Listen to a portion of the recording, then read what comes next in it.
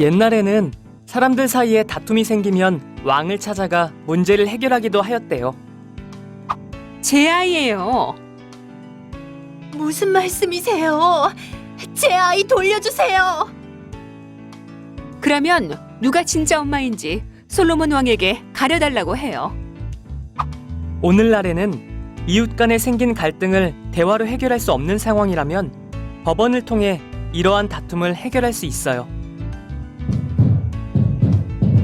또 시작이군. 그동안 여러 번 말했는데 너무 시끄러워서 살 수가 없네. 아휴, 시끄러워. 층간소음에 관한 법도 있다던데 법으로 해결하는 방법을 찾아봐야겠어. 법원은 어떤 일을 할까? 사법은 법을 적용하여 판단하는 국가의 활동으로 사법권이 있는 법원이 담당하고 재판을 통해 이루어집니다. 사법권의 독립은 법관이 법원 내부나 외부의 영향으로부터 완전히 독립하여 판결을 내려야 한다는 원칙을 통해 공정한 재판으로 국민의 기본권을 보호함을 그 목적으로 합니다.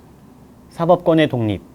사법권의 독립이란 법관이 법원 내부나 외부의 영향으로부터 완전히 독립하여 판결을 내려야 한다는 원칙입니다.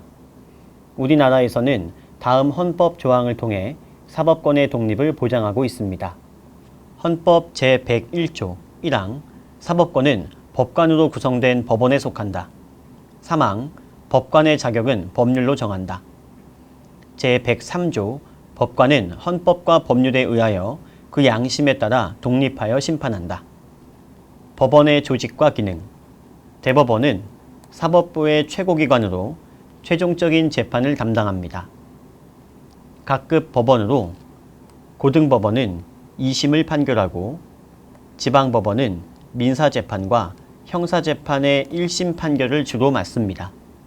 특허법원은 특허권과 관련한 사건을 담당하고 가정법원은 이혼, 양자, 상속과 같은 가사사건과 소년보호 사건을 담당하며 행정법원은 행정 관련 사건을 담당합니다. 법원의 조직 모습입니다. 대법원은 어떻게 구성되어 있나요? 대법원은 대법원장 1인과 대법관 13인으로 구성됩니다. 일반적인 재판은 4명의 대법관이 담당합니다. 종전 대법원의 의견을 변경할 필요가 있는 경우에는 전원 합의체에 의해 심판합니다. 헌법재판소의 위상과 구성.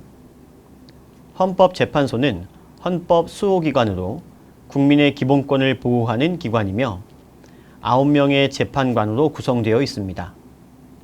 헌법재판소와 상징. 헌법을 수호함으로써 국가의 기본권을 굳게 지키고 든든하게 받쳐주며 국민의 기본권을 보장함으로써 진정한 민주주의를 실현해 나가는 열린문의 모습을 나타내고 있습니다. 헌법재판소는 어떻게 구성되나요?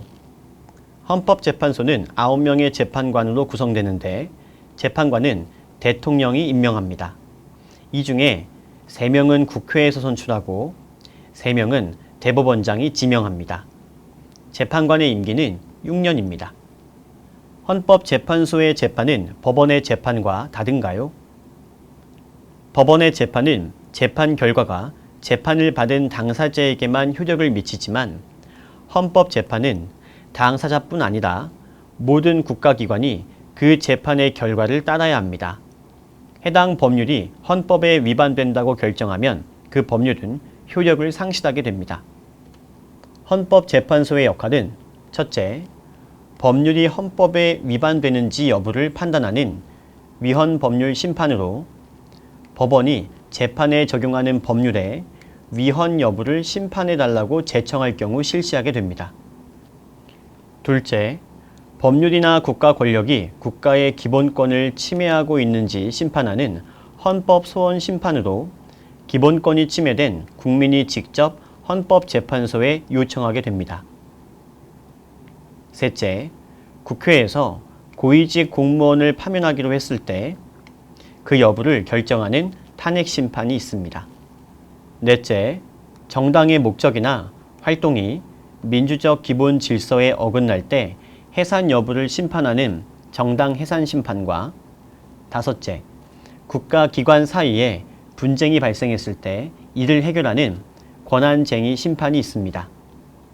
지금까지 법원과 헌법재판소에 대해 정리해 보았습니다.